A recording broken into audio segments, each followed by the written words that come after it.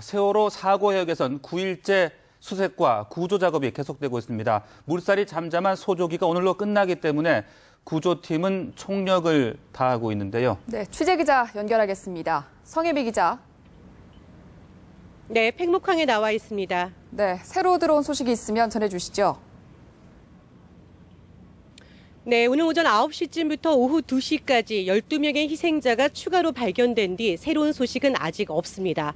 현재까지 세월호 침몰 사고로 인한 사망자는 모두 171명이고 찾아야 할 실종자는 131명이 남았습니다. 희생자가 발견이 되면 팽목항에 설치된 칠판에 성별과 어떤 옷을 입고 있고 또 소지품은 뭘 갖고 있는지 인상착의를 적는데요. 이를 토대로 가족을 찾게 됩니다. 이 때문에 가족들은 하루 종일 칠판 앞을 서성이며 언제쯤 찾을 수 있나 기다리고 있는데요. 이제는 얼굴을 알아볼 수 있을 때 제발 찾아달라는 마음입니다. 네, 이 시각 구조 수색 작업은 또 어떻게 진행되고 있습니까? 네, 물살이 잠잠한 소조기가 오늘로 끝이 나고 내일부터는 물살이 빨라지기 때문에 민간군 합동조사팀은 한 명이라도 더 찾기 위해 필사의 노력을 하고 있습니다. 오늘은 기존 해경, 해군, 소방, 민간 잠수사에 문화재청 해저 발군따까지 합류해 지금까지 가장 많은 수중 수색 인력이 투입됐습니다. 4층 중앙 객실을 중심으로 3층과 4층 객실을 하나씩 훑고 있는데요.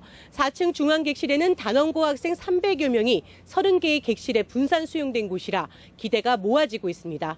하지만 바닷속은 물살이 워낙 빠르고 시야가 혼탁한 데다 잠수 가능 시간도 짧아 어려움이 큰 것으로 전해졌습니다. 이 때문에 구조팀은 현장 상황에 따라 수색 중단과 재개를 반복하는 것으로 전해졌습니다. 네, 실종자 가족들이 정부에 강하게 항의하고 있다고요? 네, 팽목항과 진도 실내체육관의 실종자 가족들이 수중 투입 인력이 너무 적고 수습이 너무 더디다며 범정부 사고대책본부가 있는 진도군청으로 몰려가 항의를 했습니다. 이주영 장관 등과 1시간 동안 면담을 했고 잠시 뒤 이곳 팽목항에서 앞으로 수색 계획에 대해서 발표할 예정입니다.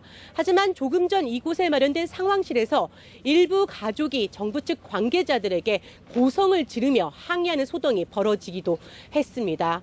아마도 시간이 없는 데다 주말에는 사고 해역에 비와 함께 강한 바람이 예고돼 있어 가족들이 더욱 분통을 터뜨리는 것으로 보입니다.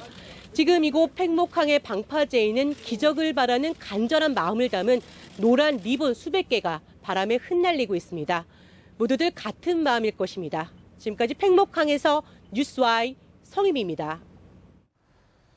실종자 가족들이 머물고 있는 진도 실내체육관에 여전히 돌아오지 않는 가족을 애타게 기다리는 사람들이 머물고 있습니다. 일부 가족들은 배를 타고 구조 현장을 참관하기 위해서 떠났습니다. 진도 실내체육관에 나가 있는 취재 기자 연결하겠습니다.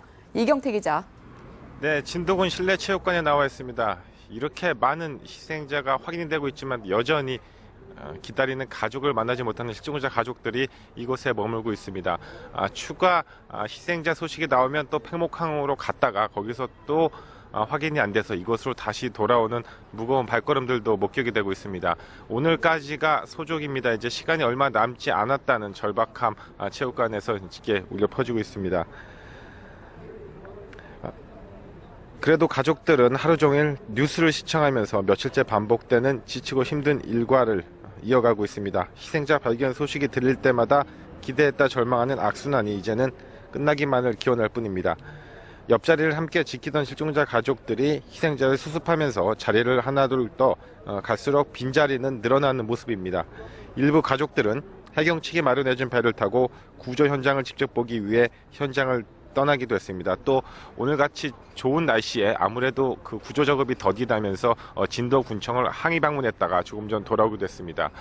이제 소족이 시간이 얼마 남지 않았습니다. 가족들은 끝까지 구조당국에게 힘들지만 최선을 다해줄 것을 당부하고 있습니다. 지금까지 진도군 실내체육관에서 뉴스와이 이경태입니다.